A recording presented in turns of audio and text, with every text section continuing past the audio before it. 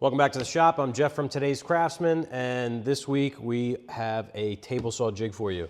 This is something that we use in the shop all the time. We keep it right here underneath of the table saw, and this is a tall auxiliary fence. John happens to have the same table saw, so we're going to make one for his shop, and it's very simple and easy to adapt to your table saw, and we'll show you how to build it after this word from our sponsor. Promotional support for this episode is provided by Enduro by General Finishes. Enduro is our choice for professional wood coatings. Proudly manufactured in the USA, Enduro provides a strong, consistent, and predictable finish.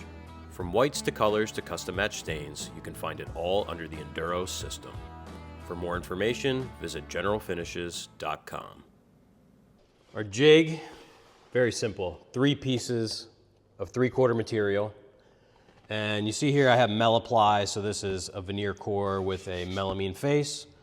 You want something that's slick because you're going to be using this on the table saw and you're going to be pushing your material against it. So you want something that's going to slide. You don't want to use something rough because it's just going to grab. It's going to make it hard to feed your material.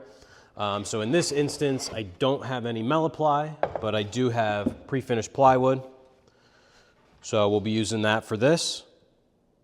And we can take some measurements and get to cutting. So the most crucial measurement is the width of your fence here. So we have 4 1/32, and we're gonna go just a hair over that so that we don't have any issues with it getting stuck.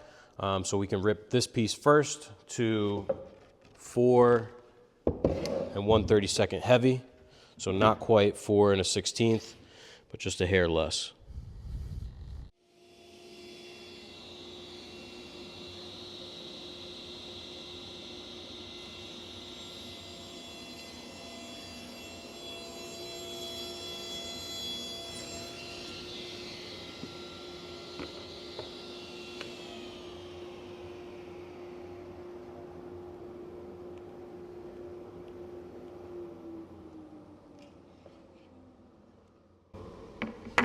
So there's our top piece, just a hair wider than the top of our fence.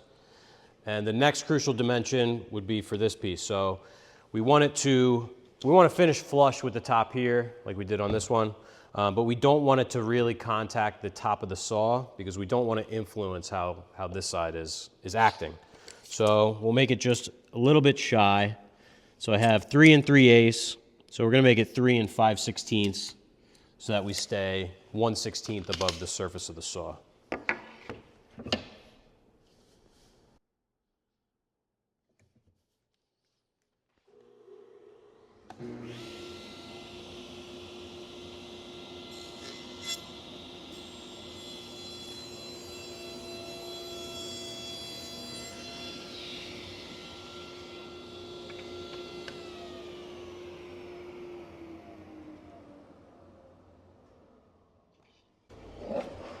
The next piece would be the main fence portion, and this is sort of arbitrary. You can make it as tall as you want. In this case, mine is about 8.5. Does that sound good? Let's go 10. All right, so we're gonna make this one 10 inches. And something John and I were looking at when we were looking at this jig, it's been sitting around for a couple years, on concrete, and then it comes off of the floor. It looks like we're a little bit out of square down here on this end.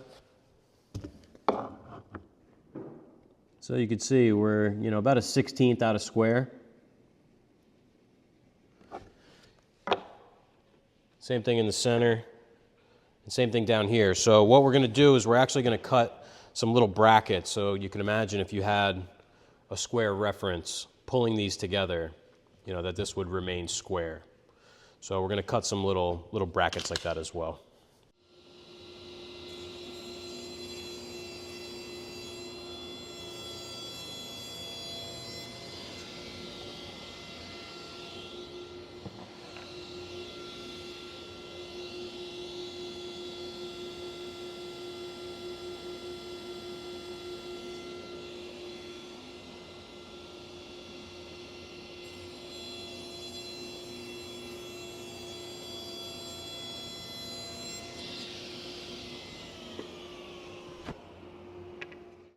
We'll cut 4 brackets at 6 inches tall, and we'll just nip a corner off, make it a little more aesthetic, and you won't have that sharp corner to hit your hand on.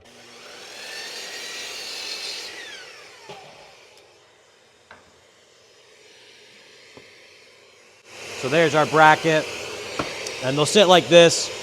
So we want to, you know, take some of that meat out so that it's not sticking out and in our way.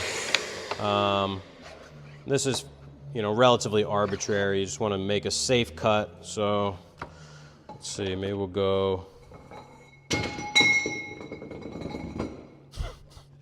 45 degrees.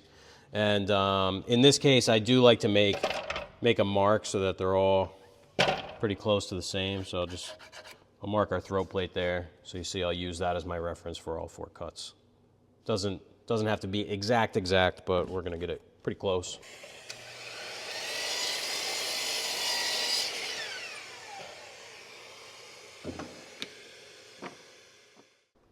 We're here at the bench ready to assemble, and probably makes sense to label these parts as you go so that you don't mix them up. So this is our side piece, or our vertical.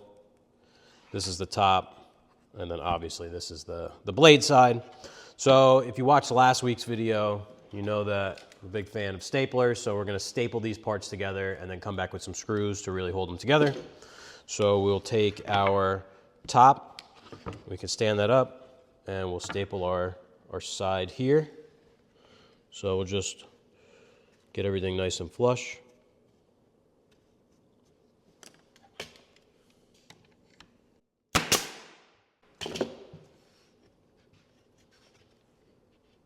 And you just work your way down, getting everything flush.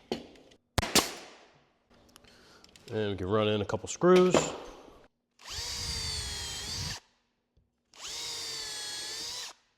Inch-and-a-half screws here are fine. You can go a little bit bigger if you'd like.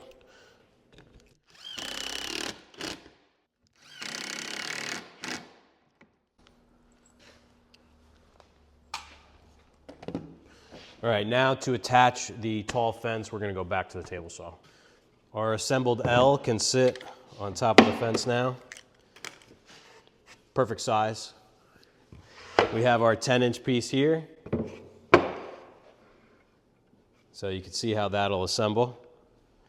And what I'm gonna do is I'm gonna mark this side. So I'll hold this together and strike a line.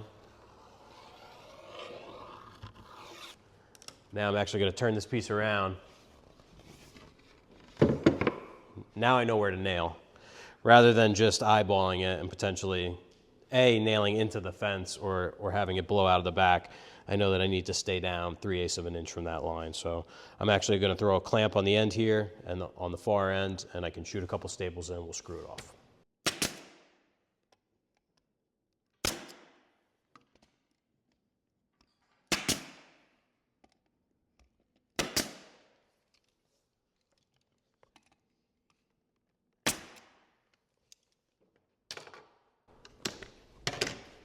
Uh-oh, no, I'm just kidding. So we can take this back to the bench, we'll screw it off.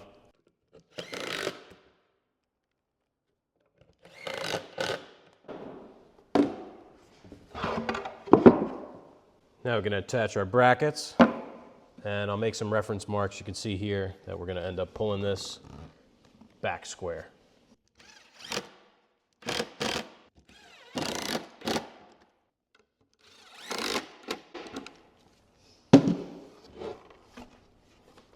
Right, all the ribs are on. See how it fits? Hopefully it does.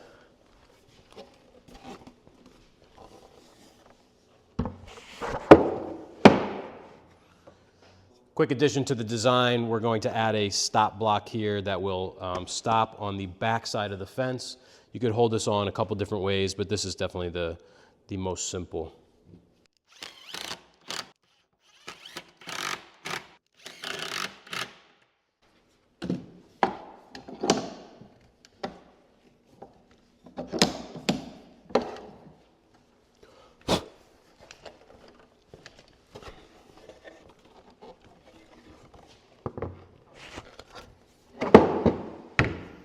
So now no chance that you'll push this off of the fence.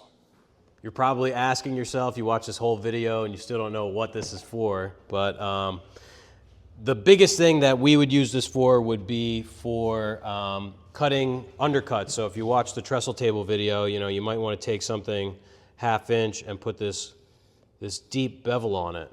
Well, you can't do it flat like this, and if you try and do it on your regular fence, you only have 3 inches of reference surface. So with this, you can safely make a cut like this.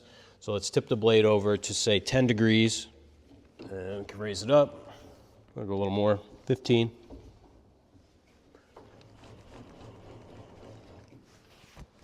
And we'll set our fence so that we end up,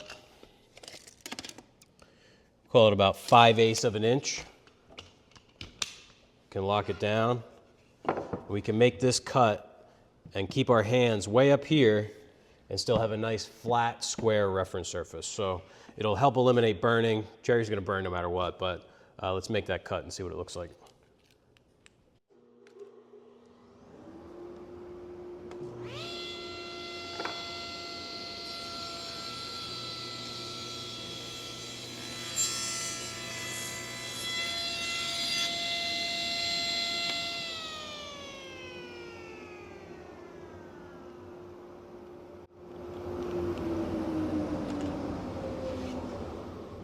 So you can see that's a nice smooth cut, much safer than trying to do it with just a small reference surface.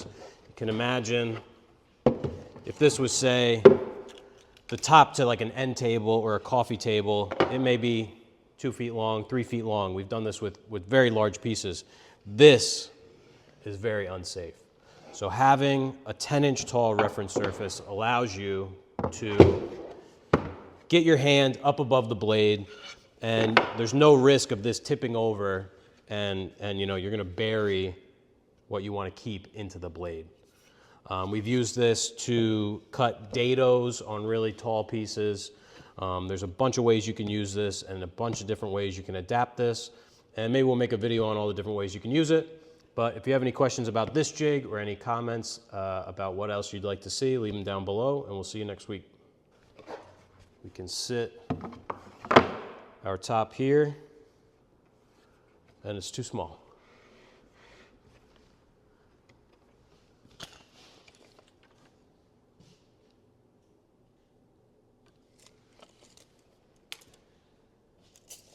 Put the wrong piece on.